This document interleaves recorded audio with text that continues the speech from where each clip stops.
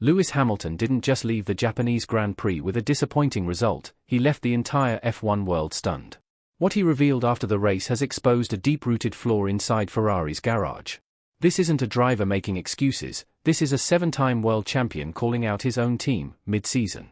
And if what he's saying is true, Ferrari might be in way more trouble than anyone realized. Stick around, because what you're about to hear changes everything about Hamilton's move to Maranello. In a post-race bombshell, Hamilton exposed a serious issue with his Ferrari SF25, something that's been crippling his performance since race 1. And make no mistake, this isn't some minor technical tweak. This is the kind of revelation that could reshape Ferrari's entire season. If Maranello wants to fight at the front, this needs to change, and it needs to change now. Before we dive into the drama, smash that like button, subscribe for more deep dive F1 analysis, and hit that notification bell. Let's get into it. After a tough race at Suzuka, where Hamilton could only manage P7, finishing behind both Mercedes cars, he dropped a truth bomb in his post-race interview.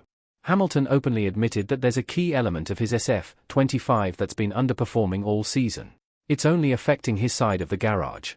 And here's the kicker, there are whispers in the paddock that Hamilton's chassis might not be identical to Leclerc's after all.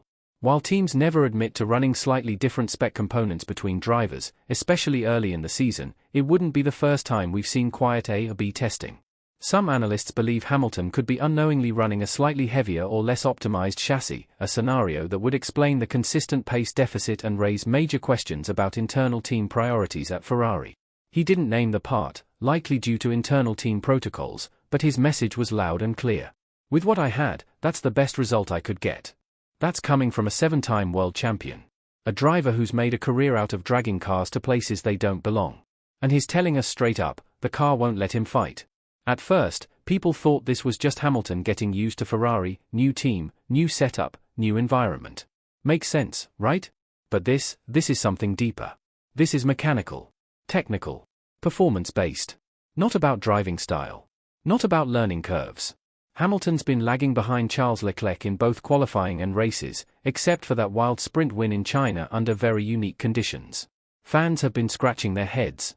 How can Lewis Hamilton, arguably the greatest of all time, struggle this much, this often? It's not just bad luck anymore. It's something deeper. And now we finally have the missing piece. Now, he's revealed the car has been running higher ride heights since the Shanghai DQ, where Planck cost him a result. That change might protect them from future penalties, but it's come at a price, especially at high-speed tracks like Suzuka. The aerodynamic grip? Gone. Understeer, rear instability, and a tiny operating window. That's what Hamilton is dealing with, while Leclerc seems to be managing a bit better. What's even more frustrating for Hamilton fans is that telemetry suggests Lewis is still pushing harder through corners than Charles, despite the imbalance. His throttle traces show later lifts and more aggressive reapplication, a classic Hamilton trait when trying to compensate for a car that just won't rotate. That means he's driving around the issue, rather than with it, burning more tires, risking lockups, and ultimately compromising race strategy. It's pure effort over ease, and that's not sustainable over a 24-race calendar. And here's where things get really serious. Hamilton hinted that the issue has finally been identified. But identifying the problem is just the beginning.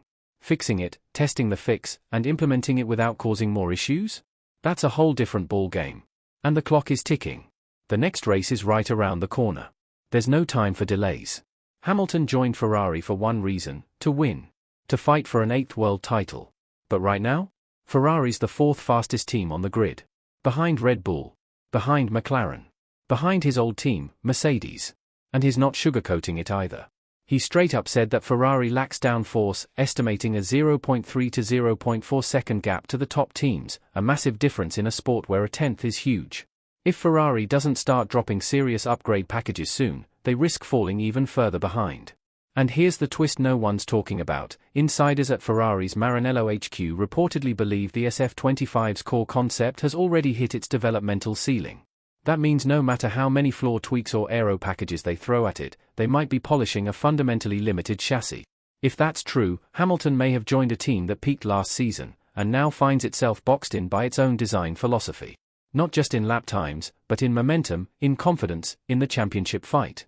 Meanwhile, back at the factory, Ferrari's simulator data isn't matching what Hamilton is reporting on track, and that's alarming. Sources suggest discrepancies between virtual models and real-world behavior have made it harder for the team to pinpoint setup solutions that work. In simple terms, the tools Ferrari uses to diagnose and fix problems may themselves be part of the problem. And if your car's brain doesn't speak the same language as its body, you've got a much bigger issue than just a bumpy ride. So here we are. Hamilton's made his move. He's thrown down the gauntlet. This wasn't just a driver venting frustration, this was a calculated, public challenge to Ferrari. And now the spotlight's on Maranello. Can they fix the issue on his car? Can they bring upgrades that actually deliver? Can they level the playing field inside their own garage before this turns into a full-blown crisis? Because if they can't, this bold, historic move to Ferrari might go down as one of the most frustrating chapters of Hamilton's career. What do you think Ferrari's biggest priority should be right now? Fixing the underperforming part? Lowering the ride height again? Or pushing harder on aero upgrades? Drop your thoughts in the comments, I want to hear what the real fans think. And if you're loving this kind of honest, in-depth F1 storytelling, do me a favor. Like this video, subscribe to the channel, and turn on all notifications. Because we're just getting started.